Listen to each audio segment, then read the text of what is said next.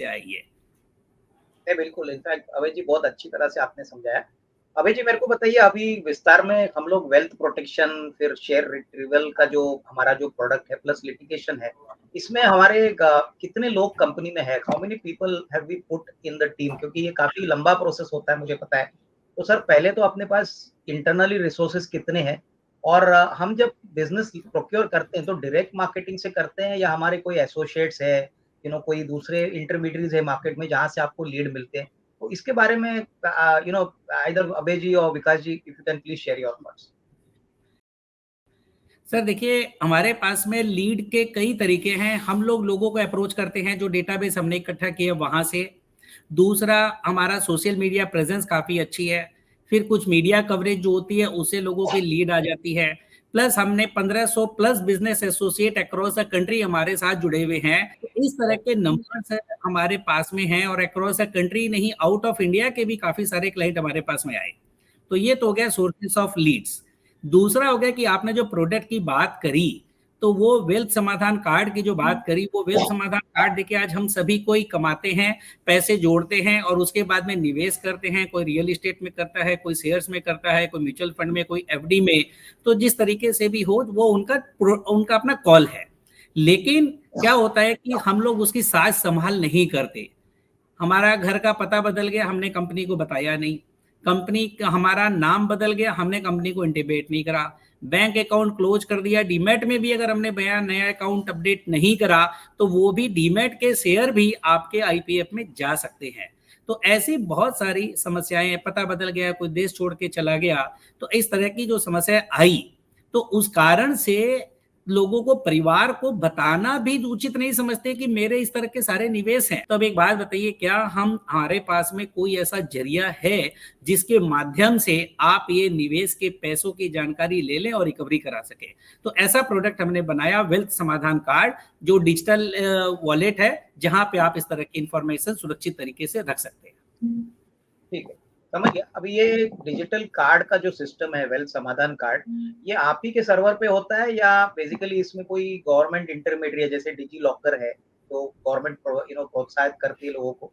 तो is it something like that, और ये इंडिपेंडेंटली आपने अपने सर्वर पे एक सॉफ्टवेयर या डिजिटल फैसिलिटी क्रिएट की है जहाँ पे जब आपको कस्टमर का डेटा मिलता है, कितना पैसा म्यूचुअल फंड में है, कितना पैसा इक्विटी में है, इंश्योरेंस में है, तो is it directly what we do at our end और is it in association with any government agency? ये जरा बताइए। So at this point Avinash ji, ये जो इन्वेस्टमेंट मेंटेन करने का जो प्रोसेस है वो सब्सक्राइबर खुद ही मेंटेन करता है।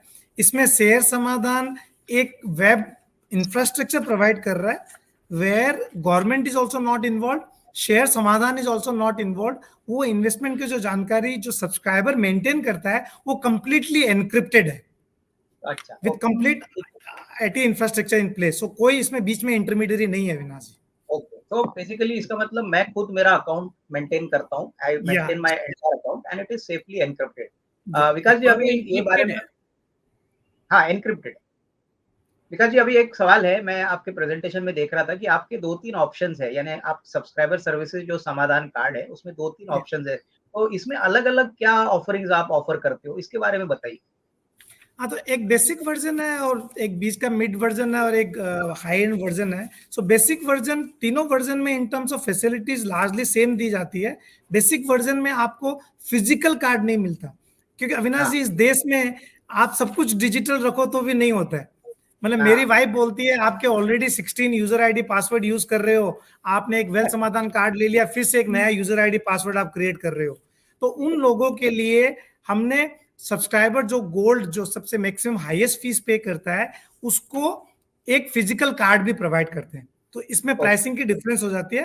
Plus depending on their plan, कुछ एक सर्विसेज है जो गोल्ड वाले को प्रीमियम सर्विसेज मिलती है इन टर्म्स ऑफ, उनको अगर कोई रिट्रीवल एडवाइजरी सर्विसेज चाहिए तो उनको अपफ्रंट कोई डिस्काउंट मिलता है।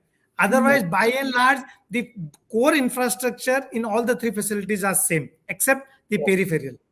ओके, समझ गया। अभय जी अभी एक सवाल जो आपके आंसर से प्रीवियसली आया, आपने बताया कि आपके बिजनेस एसोसिएट्स काफी पैन इंडिया फैले हैं। सो सर मेरे को एक बात बताइए सर, नॉर्मली मान के चलिए कोई बिजनेस एसोसिएट आपको बिजनेस लीड देता है, मान के चलिए किसी के 1 करोड़ के शेयर्स अटके हुए हैं, उसको वापस डीमैट फॉर्म में लाना है, वापस अनलॉक करना है, तो sir normally how does the pricing work? यानी आप बिजनेस एसोसिएट को कैसे कॉम्पनसेट करते हो? यानी लीड मिल गया, आपने उसको कन्वर्ट कर दिया, कस्टमर भी हैप्पी हो गया, बिजनेस एसोसिएट को भी पता चला कि lead has got converted properly. How are the business associates basically? Do you have some fixed kind of fee for them, or do you have some percentage kind of system कि भाई इतना business लाओगे तो इतना आपको मिल सकता है? तो किस प्रकार से सर ये आप उनको कॉम्पनसेट करते हो? पर इसमें बिजनेस जो रेफरल इनकम हम बोलते हैं उसको, रेफरल कमीशन, तो इसमें हमारे दो मॉडल हैं. एक तो है कि जो हमारे साथ डायरेक्ट बिजनेस एसोसिएट बनता है. कुछ हमारे बड़े कॉर्पोरेट्स हैं जिनके बहुत सारी ब्रांचेज है, बहुत सारे एजेंट्स हैं, वेल्थ मैनेजर्स होंगे, उनके स्टाफ होंगे या उनकी टीम मेंबर्स हैं. तो हमने क्या किया कि जो हमारा बेसिक एजेंट डायरेक्टली बनेगा बिजनेस एसोसिएट, तो उसको हम लोग फ्लैट 10% कमीशन दे देते हैं. बट अगर कोई कोर्ट फीस है या लीगल कॉस्ट है जो डायरेक्टली थर्ड पार्टी को पेमेंट होती है या सिर्फ हम रिम्बर्समेंट ही लेते हैं, तो उसमें उसका इंसेंटिव नहीं मिलता है, अप टू 16%. लेकिन अगर हमें क्लाइंट के से 16% से ज्यादा की फीस मिल जाती है, तो अभी हमारा कमीशन स्ट्रक्चर 50-50% रेवेन्यू शेयरिंग का है. मतलब 16 के ऊपर जितना परसेंट मिलेगा, अगर मान लीजिए 20 मिला तो 16 का 1.6% हो गया और 20 में से 2% हो, तो टोटल 3.6% उनका हो जाएगा 20 में से, और 16.4 हमारा हो जाएगा. इस ये ब्रेकअप हो जाता है. मैं समझ गया. मेरे को एक बात बताइए सर, नॉर्मली जब हम कोई इन्वेस्टर के शेयर्स के बारे में काम करते हैं, जैसे मान के चलिए मैं कल आपके ऑफिस में आता हूँ, मेरे शेयर्स अटके हुए हैं, मैं आपको बताता हूँ कि सर मेरे को ये शेयर्स अनलॉक करके दे दीजिए, मेरे कागज पर सब आपको मैं देता हूँ. सर मेरे को बताइए, do you take any upfront fee, और पूरा काम खत्म होने के बाद आपको वो 16% या 20% मिलता है? बिकॉज नॉर्मली हमने मार्केट में काफी लोग देखे, जैसे छोटे मोटे लोग भी ये काम करते हैं. तो how is the pricing structure? Do you take some part of the money upfront, और do you take the entire money after the entire service? जब शेयर लिस्ट आपके डीमैट में आ गए, आपको सब कुछ मिल गया, उसके बाद भाई चलो बिलिंग हो गई, आपने पैसा मांगा, तो ये पेमेंट साइकिल कैसे काम करता है? Quickly Avinash ji, I just brief you about the process. कोई भी जब कस्टमर आता है, केस को हम इवैल्यूएट करने का we do not charge anything to the client, क्योंकि केस की ड्यूरेबिलिटी हमारे लिए भी, बिजनेस मॉडल के लिए जरूरी है कि हम उसी केस को हाथ लगाए जिसमें the probability is pretty high. Case को इवैल्यूएट करने के बाद if our team feel that the case is good to go, the client is also genuine, तो हम उस क्लाइंट के साथ एक एमओयू करते हैं. उस एमओयू में हम एक इनिशियल मैंडेट साइनिंग फीस लेते हैं, which vary from 30,000 to maximum 50,000 investment retrieval में, irrespective of the value of investment. And उसके बाद काम होने के बाद, जब कंप्लीट होने के बाद, जो भी परसेंटेज क्लाइंट से डिसाइड होता है, क्लाइंट के अकाउंट में जो इन्वेस्टमेंट्स आते हैं उसमें जो परसेंटेज अप्लाई होता है, वो percentage will be our potential fees. उसमें से क्लाइंट स्टार्टिंग में जो क्लाइंट ने मैंडेट साइनिंग फीस दी वो एडजस्ट हो जाता है. So that's a simple model.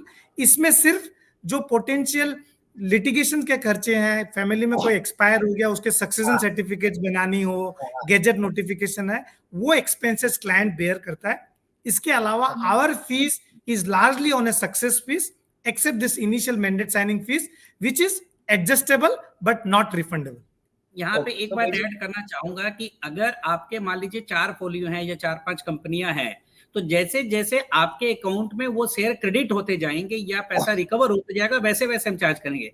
क्योंकि हो सकता है पहले काम में 6 महीना लगा, दूसरे में 2 महीने और लग गए, तीसरे में साल भर लग गया, तो जैसे जैसे होगा वैसे वैसे लेंगे, और लास्ट में आपने जो एडवांस दिया वो एडजस्ट हो जाएगा. तो आपका जो एडवांस का पैसा है वो एडजस्टेबल है, ये नहीं है कि कभी आपका मतलब एडजस्ट नहीं होगा, वो एडिशनल नहीं है, टोटल फीस के परसेंटेज में से माइनस हो जाएगा. नहीं, मैं समझ गया, अभी क्लियरली आपने अच्छी तरह से समझा है. अभय जी मेरे को बताइए, नॉर्मली जब शेयर ट्रांसफर का काम होता है, मोटा मोटी कितना, 3 महीना, 6 महीना, साल भर, कितना टाइम नॉर्मली पेपर वर्क, क्योंकि काफी पेपर वर्क होता है, काफी डॉक्यूमेंट्स आपको सबमिट करने पड़ते हैं, तो normally what is the average time cycle taken to transfer the shares? And क्या मैं अभी अच्छी तरह से समझ लूं, जैसे मैं विकास जी से सुन रहा था कि most of the money is after the transaction is complete, so can we safely assume that ज्यादातर हमारा जो इनकम है वो सब बैक एंडेड ही ज्यादा है?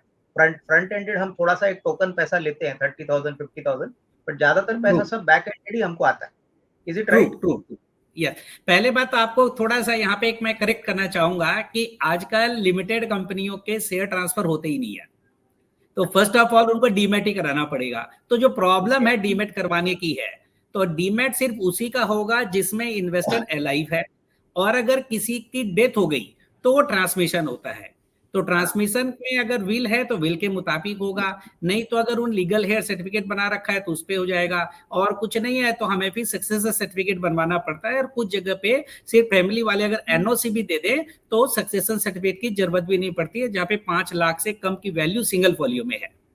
और अगर डीमैट के अंदर में सारे शेयर हैं और टोटल वैल्यू 5 लाख से कम है तो आपको सक्सेशन की जरूरत नहीं, फैमिली वाले एनओसी दे देंगे तो उनका काम हो जाएगा। अब बात आती है कि इनका जो काम करने में कभी 6 महीना लग जाता है, कभी साल लग जाता है, कभी कभी सक्सेशन सर्टिफिकेट बनाने में 3-3 4-4 साल भी लग जाते हैं। नॉर्मली साल भर आप स्टैंडर्ड मान के चलें, तो ये नहीं है कि वहां पे पैसे नहीं लगते, उसमें कोर्ट फीस भी लगती है। आपको ये बता दूं मैं, जब आप सक्सेस सर्टिफिकेट बनाएंगे तो आपको कोर्ट फीस भी देनी पड़ती है, जो कि 2% से लेकर के ऊपर में 6% तक भी है, और वो भी करंट मार्केट वैल्यू के ऊपर में, it's not on the face value. जो भी आपकी करंट मार्केट वैल्यू होगी वो आपको कोर्ट फीस कोर्ट में जमा करानी पड़ती है, तो वो हम एडिशनल उनसे कई बार लेते हैं, कई बार हमारे फीस के अंदर ही इनबिल्ट हो जाती है। अच्छा, नहीं समझ गया। आई थिंक काफी अच्छी तरह से प्रोसेस समझाया आपने। अभय जी, अभी मेरे को बताइए, अभी तक हमने कितने इन्वेस्टर्स का काम बेसिकली शेयर रिट्रीवल सर्विसेज जितना भी अभी क्यूमुलेटिव काम किया है, if you can give us a number कि कितने इन्वेस्टर्स को हमने शेयर्स दिलाए हैं, अगर उसका थोड़ा बहुत आइडिया दो, जिससे हमको पता चलेगा कि आपका इतना बड़ा प्रोफाइल है, काफी सालों से आप ये काम कर रहे हो, right from the time you were a partnership then got converted to private limited, now public limited company. Sir, cumulative कितने ऐसे इन्वेस्टर्स हैं जहां पे आप कह सकते हो कि शेयर समाधान ने इनका काम बहुत बढ़िया किया है, so we can get an idea what is the base on which you all are working. So Avinash ji, since we started our journey, because we were the category creator, we feel that we were the first professional organized company in this particular space. Trust build करने में काफी time लगता है। So while we are talking to you, आज तक हम लोग we might have interacted with close to 25,000 clients in last couple of years. In terms of number of clients, what we did successfully, हमने कम से कम 1500 से 2000 क्लाइंटों को सर्विस दी है, and we have recovered close to 600 odd crore worth of investment in last couple of years since we started our journey.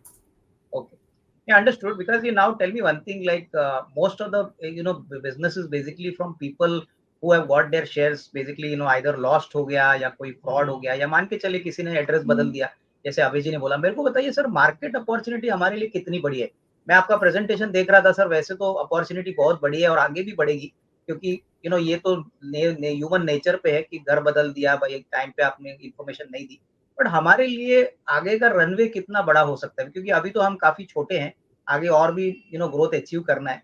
So tell me, in the next say 3-5 years, what is the kind of opportunity you see from this segment, that is share retrieval services? Because ये तो एक ऐसे ही situation है कि सभी का common problem है जो आप सर्विस करते हो, बट हमको अगर प्रोफेशनली करना है, क्योंकि बहुत सारी कंपनीज अभी मार्केट में है लेकिन अनऑर्गेनाइज्ड है, छोटे प्लेयर्स है, जहाँ पे हम ज्यादा रिलाई भी नहीं कर सकते, लेकिन लिस्टेड कंपनी में शायद आप पहले हो, तो you are offering this service. So tell me, what is the opportunity you see over the next 3-5 years, and how are you going to capitalize on that? Will you require more people? अभी तो आपकी जो team है, मान के चलिए और 50,000 लोग आते हैं आपको काम करने के लिए, I mean अपने शेयर्स लेने के लिए, तो will you also will have to require to boost up your manpower at your end also? True sir, देखिए लगभग ये अगर हम मार्केट की बात करें, सिर्फ मैं अभी फाइनेंशियल एसेट्स की बात कर रहा हूं मैं, लाइक शेयर्स की अगर हम बात करें तो 3,78,000 करोड़ के शेयर आज भी फिजिकल में है, जहां पे हो सकता है कि कईयों को प्रॉब्लम है और कईयों को प्रॉब्लम नहीं भी हो सकती है, कुछ इंटेंशंस वाले भी हैं। मैं आज ही हमारे कोई मित्र उन्होंने बता रहे थे कि एक राजकोट के इन्वेस्टर हैं जिनके ड्रॉयर के अंदर में करीब करीब 10-12 करोड़ रुपए के यूनिलीवर के शेयर पड़े, और उनका कहना है कि अगर ये डीमैट में होते तो मैं बेच दिया होता अभी तक, लेकिन फिजिकल पड़े तो सेफ है। तो ऐसे भी लोग हो सकते हैं। और फिर हम बात करें म्यूचुअल फंड, तो करीब 36,000 करोड़ रुपए का अनक्लेम्ड म्यूचुअल फंड आज की तारीख में है। सिर्फ और डिविडेंड की बात करें जो अनक्लेम्ड है, लगभग 5,400 करोड़ है। आईपीएफ के पास की अगर फंड की बात करें तो 28,800 करोड़ रुपया के शेयर की लगभग आईपीएफ के पास फंड पड़ा हुआ है। इंश्योरेंस की बात करें तो 21,500 करोड़ रुपए के आसपास के अनक्लेम्ड इंश्योरेंस पड़े हैं, जिनको कोई लेने वाला नहीं है, जिस किसी व्यक्ति ने लिया और घर का पता बदल गया और उसका मैच्योरिटी का चेक उसके घर पे आया और वो इनकैश नहीं हुआ, या किसी के नेम की एरर रह गई या कोई मिला नहीं, ऐसी समस्याएं हैं। आपको जान के हैरानी होगी, जो हम और आप जब नौकरी करते हैं तो जो हमारा प्रोविडेंट फंड कटता है वो अमाउंट 48,000 करोड़ रुपया पड़ा हुआ है, जो कि ज्यादातर गरीब लोगों का होगा, जैसे जो मजदूर होते हैं उनका काफी लोगों का पड़ा हुआ है, और बड़े बड़े लोगों का भी पड़ा है, क्योंकि जब नौकरी छोड़ी धंधे में आ गए तो कई बार लगता है कि कंपनी से पैसा मिलेगा ही नहीं क्योंकि कंपनी बंद हो गई है। ऐसा नहीं है, वो पैसा मिल जाता है, लेकिन वो लेने का प्रोसेस है, फॉर्मेलिटी करनी पड़ती है। पहले यूएन नंबर नहीं था, पैन नंबर की तरह यूएन नंबर बना दिया। आपका एक सिंगल यूएन नंबर होगा, पीएफ का कोड, पीएफ का नंबर। पहले अलग अलग होते थे, मल्टीपल, मेरे भी कई थे, तो वो सब इनकैश करे तो मिल गए, नहीं तो वो पैसा पड़ा हुआ है। बैंक डिपॉजिट, आपको हैरानी होगी साहब, 62,000 करोड़ रुपए, जहां पे हम डेली लेन देन करते हैं, उन बैंकों का डिपॉजिट 62,000 करोड़ रुपए पड़ा हुआ, सोचिए। तो अगर टोटल बात करें तो लगभग 5,78,000 करोड़ रुपया का सेगमेंट की हम बात कर रहे हैं, जिसमें कि पोस्ट ऑफिस में भी और पड़े होंगे, ऐसे डिवेंचर्स भी होंगे, कई बॉन्ड्स भी होंगे, उन सबका डेटा और ऐड करेंगे तो ये क्वांटम बढ़ता ही जाएगा। और दूसरी बात, हम जैसे आपने बोला कि बिजनेस, आपने बोला कि भी खत्म तो नहीं हो जाएगा। देखिए साहब, क्या हो रहा है कि अपने लोगों की पासवर्ड का भी जमाना आ गया है। अभी जैसे विकास जी ने बताया कि लोगों के 17 क्या, मेरे तो 40 पासवर्ड होंगे कम से कम। जितनी ईमेल आईडीज है उस पे मेल है, उसके बाद आपका बैंक एफडी है, पीपीएफ अकाउंट है, सबके आप पासवर्ड्स हैं। अब किसी ने पासवर्ड ही नहीं बताया तो, और पासवर्ड की फाइल बना ली, उसके लिए भी पासवर्ड है, तो वो नहीं निकलेगा। तो यानी पहले तो चलिए मैं कहता हूँ फिजिकल के पेपर मिल गए तो आदमी ट्रेस तो कर सकता है, अब तो सारा सारा चीज कर लो, दुनिया मुट्ठी में जो था आज सारा मुट्ठी में हो गया, या तो आपके मोबाइल से लिंक्ड है, या आपके टैबलेट के अंदर में है, या लैपटॉप के अंदर में सब कुछ हो चुका है। तो ये अनसर्टेनिटी कम नहीं हो सकती, ये बढ़ेगी बढ़ेगी, बिकॉज ऑफ पासवर्ड। फिजिकल के कारण से तो संभावना थी फिर भी। हाँ, नहीं बिल्कुल, आई थिंक आपने बराबर बोला अभय जी। अभय जी मेरे को बताइए, अभी आपने बैंक डिपॉजिट्स की बात बोली, इंश्योरेंस की बात बोली, डिविडेंड अनक्लेम्ड की बात बोली, शेयर्स की बोली। सर हमारे लिए जो FY24 का रेवेन्यू है, हमने करीबन 9 करोड़ का रेवेन्यू किया है, तो इसमें से सबसे बड़ा जो ब्रेकअप है, अगर आप मोटा मोटी हमको बताओ कि सर शेयर रिट्रीवल से कितना आता है, आपका वेल्थ समाधान कार्ड से कितना आता है, और अलग अलग जो आप सर्विसेज देते हो, can you give us a small breakup of the business as of FY24? So, आज के दिन में अविनाश जी, our main line of business has always been the investment retrieval advisory company. So, as an organization, retrieval advisory में हमने अपने convenience के अनुसार we focus one retrieval advisory from financial assets and second retrieval advisory from all other asset class. उसमें property disputes भी होती है, family disputes भी होती है, debtors भी होता है. So आज के दिन में 40% of revenue is coming from financial service retrieval advisory and rest from these other asset class assets. So far as wealth samadhan is concerned, it is still at an initial stage where we are contemplating to invest in technology. Proof of concept is there. क्योंकि अगर market की size देखोगे, every year digital आने के बाद भी अविनाश जी unclaim investment बढ़ते जा रहे हैं, and that is a reason we felt the need of wealth Samadhan card, so that family would share their investment detail in case of contingency, वो वहां स्टोर कर सकते हैं. एंड थर्ड जो सेगमेंट है, litigation funding consulting, this is again a futuristic business model, and by and large ये हम last एक डिकेड से अल्टीमेटली हम रिट्रीवल एडवाइजरी ही कर रहे हैं अविनाश जी. So with this litigation funding consulting, we are getting into another niche segment, which is globally multi-billion dollar business, where we would like to consult in a cases where winnability of that case is pretty high. We will evaluate it. We'll take a case where we are super confident of delivering. Okay. I think nicely mentioned विकास जी. अभय जी अभी एक बात बताइए sir, हमने बोला कि normally हम genuine case देखते हैं, उसकी ड्यूएबिलिटी देखते हैं, और उसके बाद हम वो केस डिसाइड करते हैं लेना है कि नहीं लेना है. मेरे को बताइए सर, प्राइसिंग को लेके आवी फ्लेक्सिबल की कभी-कभी 16% की जगह पे क्लाइंट कहेगा कि चलो मैं आपको 20% देने को तैयार हूँ, लेकिन मेरा काम होना चाहिए. तो can we assume that sir, case to case basis पे जितना वॉल्यूम है, मान के चले किसी का 100 करोड़ का शेयर्स छुड़वाना है, और वो आपको कहता है कि 6 महीने में या साल भर में sir if you can help me, I am willing to pay even 20%. Sir मेरे को बताइए, इसमें डायनेमिक प्राइसिंग चलती है या बेसिकली आप एक स्लैब रख के काम करते हो कि 16% आपको मिला, उसमें से 10% बिजनेस एसोसिएट का, और उसका ऊपर जो भी आता है उसका थोड़ा बहुत शेयरिंग उनको मिलता है. तो मेरे को बताइए sir, can we expect better margins from some big customers if they come to you? Sir definitely margin तो देखिए बड़े कस्टमर से ही ज्यादा आता है, छोटे कस्टमर से तो क्या होता है कि आप सिंगल फोलियो है तो भी इफर्ट्स उतना है, और मल्टीपल फोलियोज है तो इफर्ट्स आपका मल्टीप्लाई हो जाता है। लेकिन वैल्यू अगर एक सिंगल फोलियो की 10 लाख और मल्टीपल फोलियो की 25 लाख रुपया है, तो आपकी कॉस्ट मल्टीपल वाले में ज्यादा आ जाती है। तो परसेंटेज तो जहां पे नंबर ऑफ फोलियोज कम होते हैं, वैल्यू ज्यादा होती है, वहां मिलता है। आपने कहा डायनामिक प्राइसिंग की बात अगर हम करें, तो हमारी जो प्राइसिंग का मॉडल हम देखते हैं कि हमारी अप्रोक्सीमेटली ऑपरेटिंग कॉस्ट कितनी लग जाती है और कितने डुप्लीकेट फॉर्मेलिटी करने में हमारी, क्योंकि आपको विश्वास नहीं करेंगे, एक बार अगर एक स्टेटमेंट का पूरा नोटराइजेशन का और स्टाम्प पेपर का खर्चा निकालने, तो एक सिंगल फोलियो के अंदर में 2,500-3,000 हजार रुपए के तो स्टाम्प पेपर और ये डुप्लीकेट की फॉर्मेलिटी और कोरियर के 500-700 रुपए लग जाते हैं मिनिमम से मिनिमम। फिर कई बार गजट नोटिफिकेशन कराना पड़ता है, कई बार न्यूज़पेपर का ऐड देना पड़ता है, तो ये कॉस्ट देखते हैं। फिर बाद में देखते हैं कि सामने वाले की वैल्यू कितनी है, तब उस केस में फिर हमारा परसेंटेज हमें बहुत कम करना पड़ता है। जैसे अगर आप मुझे कोई 100 करोड़ का क्लाइंट दिलाएं, तो हम हो सकता है कि काफी अच्छे परसेंटेज में, सिंगल डिजिट में भी हो सकता है हम कर सकते हैं वो, क्योंकि कॉस्ट कई बार लिमिटेड ही रहती है। लेकिन अच्छा, अब बात आपने बोली कि लिमिटेड टाइम के अंदर में, तो टाइम कमिटमेंट्स आप देना बहुत मुश्किल है, क्योंकि हमारा जो एग्जीक्यूशन है वो एक्सटर्नल एजेंसीज पे है। आपको जान करके हैरानी होगी कितने एजेंसीज की इन्वॉल्वमेंट हो जाती है। सबसे पहले तो सर, जिस कंपनी का नाम आता है उस कंपनी का सेक्रेटरी जरूरत पड़ सकती है।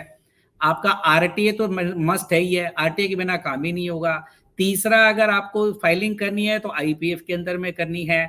चौथा, गजट नोटिफिकेशन कराना है तो गवर्नमेंट ऑफ इंडिया के पास में गजट नोटिफिकेशन जाना पड़ेगा। न्यूज़पेपर में एडवर्टाइजमेंट देना है तो आपको न्यूज़पेपर वाले के पास जाना पड़ेगा। और किसी कारण से इन सब जगह से आपकी सुनवाई नहीं हुई तो हमें सेबी के पास जाना पड़ता है। सेबी कहती है आप स्कोर के पास में जाइए। जरूरत पड़े इंश्योरेंस का मैटर है तो इरिडा में जाना पड़ सकता है। बैंक के का तो बैंकिंग ओम्बड्समैन में जाना पड़ सकता है। तो ऐसे वेरियस एस्पेक्ट्स होते हैं, वो सारा देखते हैं, क्योंकि क्लाइंट सारे इन्वेस्टमेंट पेपर एक साथ लाके हमें दे देता है। तो वो हम देखने के बाद फिर फी स्ट्रक्चर करते हैं और फिर निगोशिएट कर लेते हैं। फिर हमें ध्यान रखना पड़ता है एसोसिएट का भी। नहीं, समझ गया। इनफैक्ट मैं इसलिए पूछ रहा था अभय जी, क्योंकि मैं आपका प्रॉफिटेबिलिटी देख रहा था। प्रॉफिटेबिलिटी काफी तगड़ी है। 9 करोड़ पे आपने 3.91 करोड़ का प्रॉफिट किया है। तो ये तो सर्विस का धंधा है, लेकिन ऑब्वियसली जो आपने बताया पूरा प्रोसेस करने के बाद ही आपको कमाई होती है। तो इसीलिए अभी मैं समझ गया कि बेसिकली कैसे आपका प्राइसिंग स्ट्रक्चर वर्कआउट होता है। मेरे को इसमें एक एस्पेक्ट आपको ऐड ऑन करना चाहूंगा कि कई बार जब हम फीस लेते हैं, बड़ा क्लाइंट होता है और हमें लगता है कि काम करने में 4 साल लग जाएगा, ठीक है, और वो काम अगर कम टाइम में हो जाता है तो हमारी कॉस्ट कम हो जाती है, प्रॉफिट मार्जिन अच्छा भी हो जाता है। तो ऐसे भी कई बार हमारी एक्सपर्टीज और हमारा जो सब्जेक्ट मैटर एक्सपर्ट जिनको हम एंगेज करते हैं, वो हमारी बहुत बड़ी स्ट्रेंथ है, and that also helps in the increase in the profitability and our operating efficiency, internal operating efficiency also. नहीं, बिल्कुल। अच्छा, अभी नॉन फाइनेंशियल की बातें में जरा बात करता हूँ। देखिए, फाइनेंशियल्स तो मुझे पता है वो ऑलरेडी शेयर हो चुकी है, बट मेरे को बताइए सर, हमारे धंधे में सबसे बड़ा अपना यूएसपी क्या है? How do we add value? Like लोग तो हमारे ऊपर भरोसा करते हैं, ट्रस्ट करते हैं। क्या लोग हमारी एग्जीक्यूशन, हमारी सर्विस क्वालिटी को बेहतर समझते हैं? उसलिए maybe you get some repeat business also, you get some references also. Sir, मेरे को 2-3 ऐसे क्वालिटेटिव पॉइंट्स बताइए जिससे कि मुझे पता चले कि sir, how is the business being positioned by us, और हमारे धंधे करने का तरीका थोड़ा-सा दूसरों से अलग है। क्योंकि जैसे मैंने कहा, छोटे-मोटे लोग हैं जो ये काम करते हैं, लेकिन professional service in a listed company में बहुत कम लोग हैं। शायद हम पहली बार कर रहे हैं। तो sir, 2-3 qualitative points if you can share for us so that we can understand your business better. या सो अविनाश जी, एक तो क्या है कि we have a very sacrosanct system of dealing with the client right from the client comes. जैसे मैंने आपको बोला कि we do not charge to evaluate a case. किसी client को कुछ सर्च भी करना है, so we give this as an absolutely free service.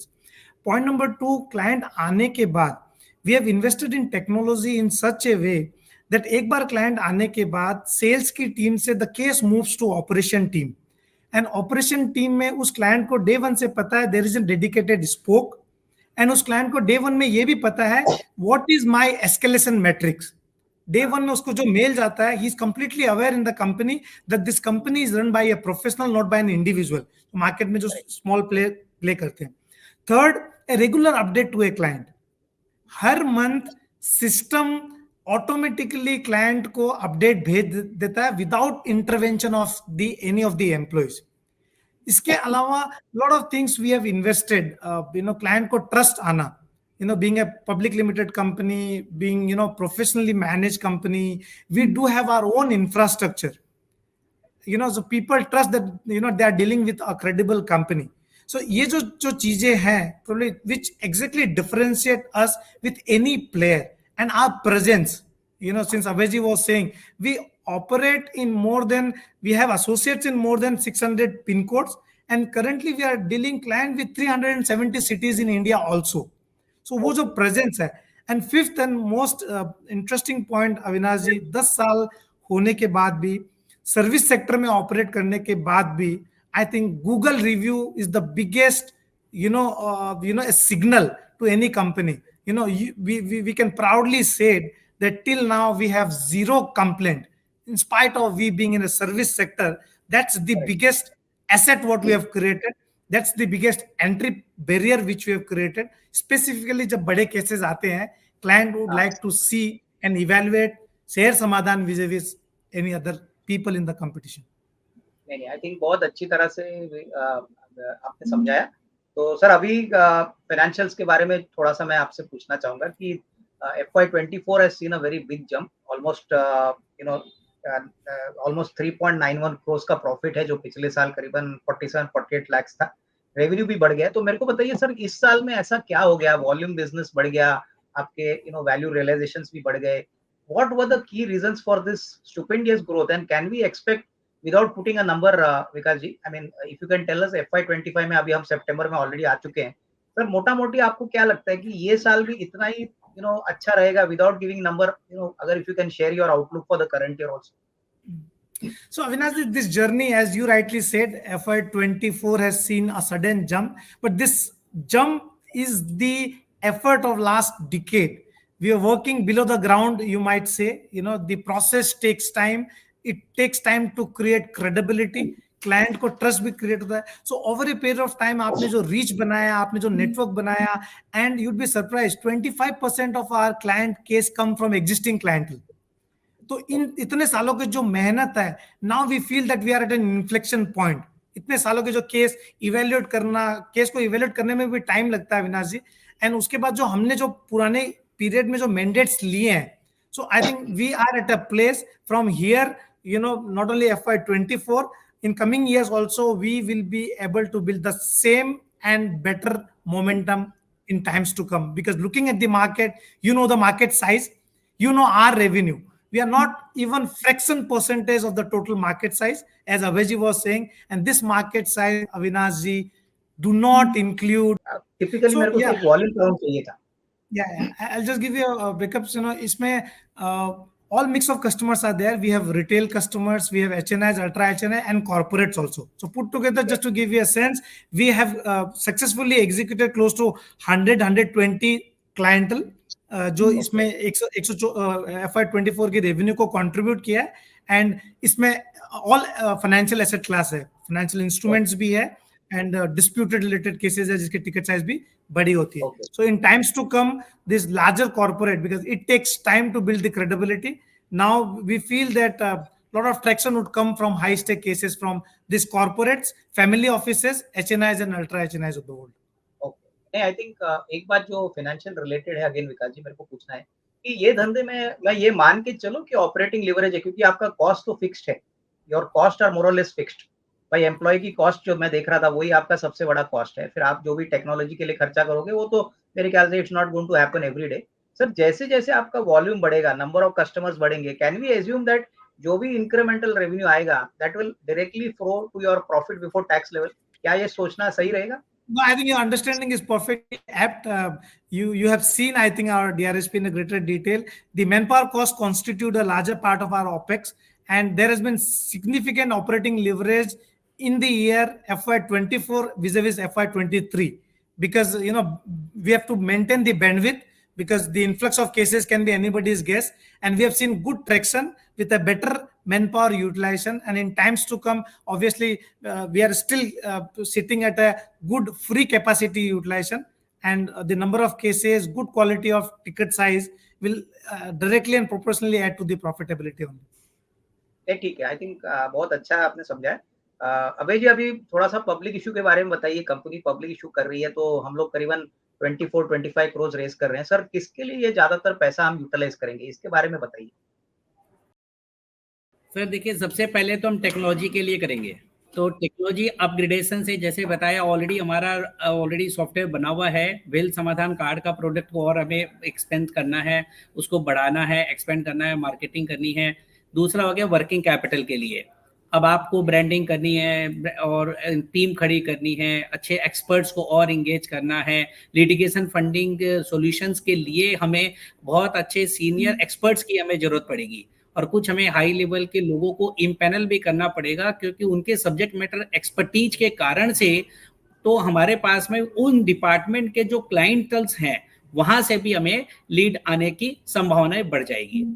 चौथा जो तीसरा हमारा जो है एक्विजिशन के लिए, एक्विजिशन का भी हम लोग सोच रहे हैं, क्योंकि बहुत सारी छोटी छोटी कंपनी आ गई है, तो वो they are also ready to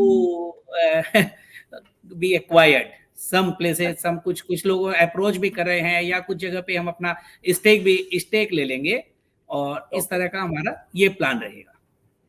but मोटा मोटी ये जो आप कैपिटल रेज कर रहे हो, मैं समझ लूं कि अगले 2 साल का फंडिंग आपने अभी से प्लान करके लिया है। तो ये जो 24-25 करोड़ जो किया है, अगले 2 साल की प्लानिंग आपने इन पैसों से आप करो। Is it right? True, yes yes yes. ठीक है। अच्छा, अभी अभय जी मेरे को बोलिए कि सर अभी आपने वर्किंग कैपिटल का जिक्र किया। नॉर्मली हमारे धंधे में सर वर्किंग कैपिटल साइकिल कैसे होता है? लाइक विकास जी बोल रहे थे कि टोकन पैसा हम अपफ्रंट लेते हैं, बाद में बैक एंडेड पैसा आता है।